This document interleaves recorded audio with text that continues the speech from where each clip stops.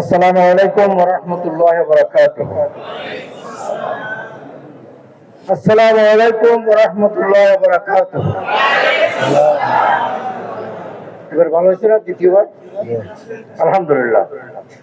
আমি সবখানে একটা যে ছোট্ট কথাটা বলি যে সালামটা দেওয়াটা তো অত জরুরি নয়, অত সুন্নত নয়, ফরজও নয়, দিলে সওয়াব তো অবশ্যই আছে, কিন্তু জবাব দেওয়াটা অত্যন্ত জরুরি, জবাব দেওয়াটা ওয়াজিব।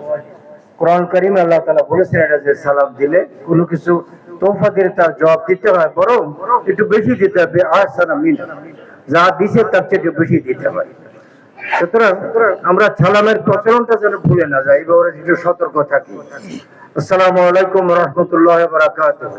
ওয়া আলাইকুম আসসালাম ওয়া রাহমাতুল্লাহি ওয়া বারাকাতুহু। আমার আজকের এই অনুষ্ঠানে সামনে যারা বসে আছেন তাদের সবাইকে আমি কোরআনের এই সুন্দর সন্ধ্যায়, কোরআনের এই প্রোগ্রামে অভিবাদন জানাই, সবাইকে আমি স্বাগত জানাই।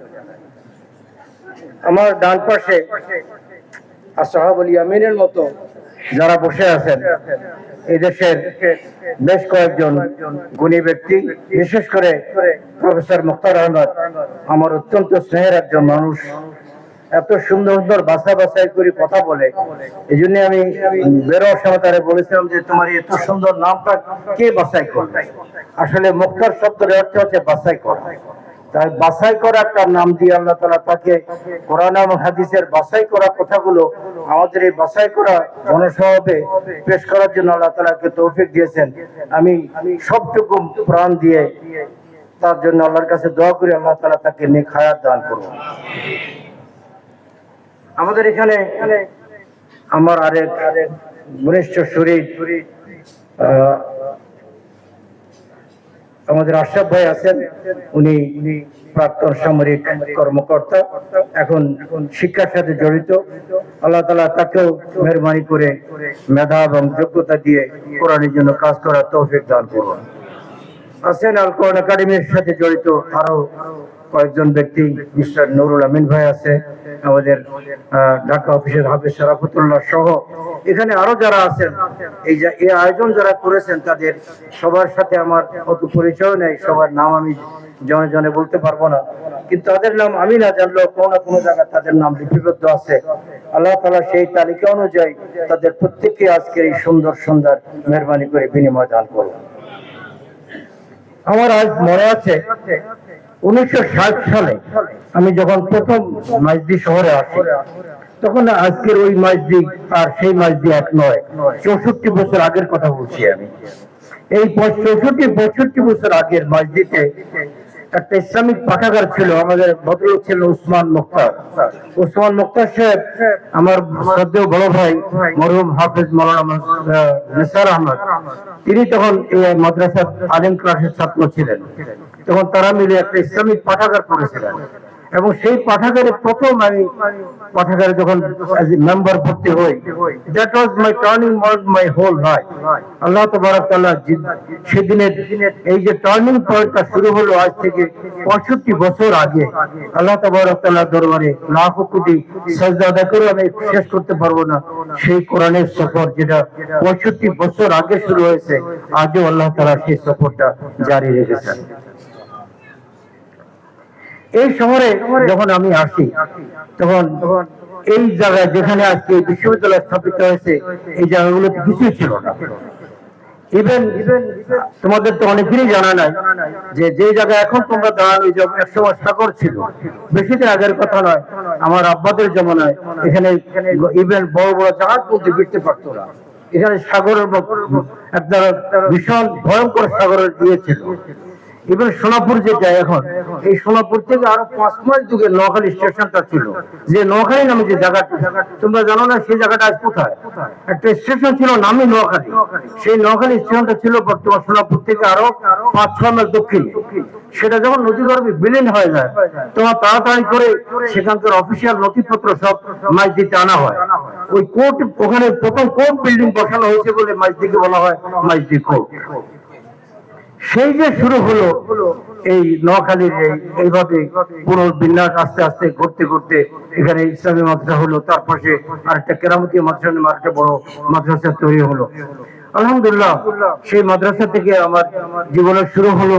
আমি 2 বছর পরে আমি চলে গেলাম ফেনীতে আলিম পড়ার জন্য। এটা ছিল 62 সালের শেষের দিকে। 62-63 সাল পর্যন্ত আমি ফেনী আলিয়া মাদ্রাসাতে ছিলাম। এরপরে 63 সালে আমি ঢাকা আলিয়া মাদ্রাসায় চলে যাই।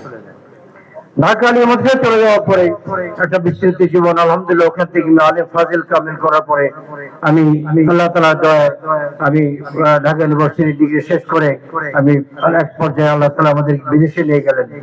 সেখানে যাওয়ার পরে আমরা এই ধীরে ধীরে এই আল কোরআন একাডেমি, যেটার কথা আছে তোমরা শুনছো, এই একাডেমিটা আস্তে আস্তে আমরা গড়ে তুললাম। এটা ছিল আল্লাহ তাআলা একটা বড় দয়া, যে মানুষের জীবনে যখন আল্লাহ তাআলা কাউকে কোরআনের পথ দেখাতে চান, ইউতিল হিকমাতা মান ইয়াশাউ ওয়া মান ইউতাল হিকমাতা ফাকাদ উতিয়া খায়রান কাসীরা। আল্লাহ তাআলার নিজস্ব কথা যে আল্লাহ তাআলা যাকে চান তাকে আল্লাহ নানা ধরনের হিকমত দান করেন, কোরআনের জ্ঞান দান করেন। আর যাকে আল্লাহ তাআলা এই কোরআনের জ্ঞান দান করেন, সে যেন বুঝে যে তাকে সবচেয়ে মূল্যবান জিনিস তাকে দান করা হয়েছে। আমি তোমাদের জন্য আজকের এই সুন্দর সন্ধ্যায় এই কামনাটুকু করি যে আল্লাহ তাআলা মেহেরবানি করে আমাদের সবাইকে, আমাকে, তোমাকে, আমরা যারা এখানে উপরে নিচে বসে আছি, প্রত্যেককে যেন আল্লাহ তাআলা কোরআনের জ্ঞানে ধন্য করুন এবং আমাদেরকে হৃদয়ে যেন কোরআনের আলো জ্বালিয়ে দেন। আমার জীবনের এই যে কোরআনের সফর যেটা আমি শুরু করেছি, সেই সফরে একটা বড় রকমের ঘটনা হচ্ছে 2008 সালের দিকে। 2008 সালের দিকে আমরা এটা জানতে পারলাম যে পৃথিবীতে বাংলা ভাষায় কোরআন অনুবাদ হয়েছে 1808 সালে। 1808 সালে কোরআন অনুবাদের পর 2008 সাল পর্যন্ত 200 বছর দুনিয়া থেকে চলে গেল। এই 200 বছরে বাংলা ভাষায় প্রায় 3500 কোরআন অনুবাদ বেরোলো। তখন আমরা সারা দুনিয়াতে, বিশেষ করে বাংলা ভাষাভাষী অঞ্চলগুলোতে, আমাদের এই বাংলাদেশ, ওয়েস্ট বেঙ্গল এবং বাংলা ভাষায় যারা কথা বলে আমাদের আশেপাশের আরো 6টি-7টি অঞ্চল, মিজোরাম, আসাম, ত্রিপুরা, মেঘালয়, এই এলাকাতে আমরা খোঁজখবর নিয়ে জানার চেষ্টা করলাম যে বাংলা ভাষা কোরআন অনুবাদের আসলে সত্যিকার গ্রহণযোগ্যতা, পাঠক প্রিয়তা এবং মানুষের কাছে অ্যাভেবিলিটিটা কেমন। এই জরিপের পরেই আল কোরআন একাডেমি লন্ডনের বর্তমান যাত্রাটা শুরু হয়। আমরা যখন দেখতে পেলাম যে পৃথিবীতে এত রকমের 200-250 ভাষা কোরআনের বাংলা অনুবাদ হয়েছে, কিন্তু এখানকার জনগোষ্ঠীর শতকরা 5 থেকে 7 ভাগ মানুষের সাথে কোরআনের কোনো সম্পর্ক নাই, যারা জানেই না কোরআনের কোনো বাংলা অনুবাদ বাজারে আছে। সেখান থেকে আমরা সিদ্ধান্ত করলাম, অনেক লম্বা ইতিহাসের দিকে আমি যাব না, আমি শুধু আজকের এই আল কোরআন একাডেমি বললাম যে কোরআন যে বিতরণ করছে এর একটা ব্যাকগ্রাউন্ড আমি তোমাদের সামনে বলার জন্য এই ছোট্ট কাহিনী দিকে গেলাম। যে তখন আমরা সিদ্ধান্ত করলাম যে আমরা এই দেশের মানুষদের কাছে, অন্তত পক্ষে এই জনগোষ্ঠীর মানুষের কাছে আমরা একটা কোরআনের বাংলা অনুবাদ পৌঁছাবার চেষ্টা করব। কিন্তু কথাটা যত সহজে বলা যায় তত সহজ নয়। তখনকার দিনে এখানকার জনসংখ্যা ছিল 2008 সালে এই দেশের জনসংখ্যা ছিল মাত্র 13-14 কোটি। আজ সে দেশের জনসংখ্যা হচ্ছে প্রায় 20 কোটি। এই 20 কোটি মানুষের কাছে কোন কোরআন অনুবাদ পৌঁছানো, এর বাইরে যদি আরো যারা বাংলায় কথা বলে, আরো পৃথিবীর 35 কোটি মানুষ আজকে বাংলায় কথা বলে, এই 35 কোটি মানুষের কাছে বাংলায় কোরআন অনুবাদ পৌঁছানো, এটা বড়টা যত সহজ, কার্যত তত সহজ নয়। তখন আমরা আমাদের প্রায়োরিটি ভিত্তিতে আমরা তালিকা তৈরি করলাম যে আমরা কোরআনটা কাকে আগে দেব। তখন আমরা সবার আগে যাদের কথা আমরা স্মরণ করেছি তারা হচ্ছে, এটা কোরআন তোমার আমার নয়, আমাদের কাছে যাদের কাছে আমরা কিতাব নাযিল হয়েছে, আল্লাহ তাআলা আমাদের কাছে আদেশ করেছেন নবীর মাধ্যমে। আল্লাহ তাআলা তার নবীকে বলেছেন যে তুমি ইয়া আইয়ুহার রাসূল বাল্লিগ মা উনজিলা ইলাইকা মির রাব্বিক, তোমার কাছে ওহীর মধ্যে ওহীতে আসছে সেটা মানে কোরআন, এই কোরআনটা তুমি আরেকজন মানুষের কাছে পৌঁছে দাও। আল্লাহ তাআলার এই আদেশের পরে প্রত্যেকটি মানুষ যিনি কোরআন বিশ্বাস করে তিনি কোরআনের একজন কর্মী, কোরআন একজন ভাই, এবং তার দায়িত্ব হচ্ছে আরেকজন মানুষদের কাছে কোরআন পৌঁছে দেওয়া। সারা পৃথিবীতে কোরআনের পড়ার কাজ যথেষ্ট হচ্ছে। হাজার হাজার মাদ্রাসা দেশে আছে। এদেশে তো 39 লক্ষ কয়েক লক্ষ ছাত্রই আছে, প্রায় 30 লক্ষ সরকারি মাদ্রাসা ছাত্র আছে। সুতরাং কোরআন তারা পড়ছে, কোরআন তারা বোঝার চেষ্টা করছে। কিন্তু যে জিনিসের অভাব সারা মুসলিম মিল্লাতে, সেটা হচ্ছে আমরা অন্যদের কাছে কোরআন পৌঁছাই না। আজকে 2 বিলিয়ন মুসলমান যদি এক একটা কপি কোরআন আরেকজন মুসলিমের কাছে পৌঁছাতো, তাহলে 2 বছর লাগতো না পৃথিবীর সকল জনপদের সকল মানুষের কাছে আল্লাহর কিতাবটা পৌঁছতে। আমরা এটা করি না, কারণ আমাদের কাছে প্রায়োরিটি কোরআন পৌঁছানো নয়। আমরা যাদের কাছে আল্লাহ তাআলা ধন দৌলত দিয়েছে, আমরা বিলাসী জীবনে এত হাজার কোটি টাকা ব্যয় করি, কিন্তু আমরা আল্লাহর কিতাবটাকে মানুষের কাছে পৌঁছানোর চেষ্টা করছি না। অথচ আমাদের চোখের সামনে এক বাইবেল অনুবাদ হয়েছে 3,500 ভাষা। 3,500 ভাষায় বাইবেল অনুবাদ করা হয়েছে। মোর দেন 2-3 বিলিয়ন মানুষের কাছে বাইবেল তারা পৌঁছাচ্ছে। আমরা কিন্তু আজ পর্যন্ত 150-200 ভাষায় কোরআন অনুবাদ করতে পারিনি।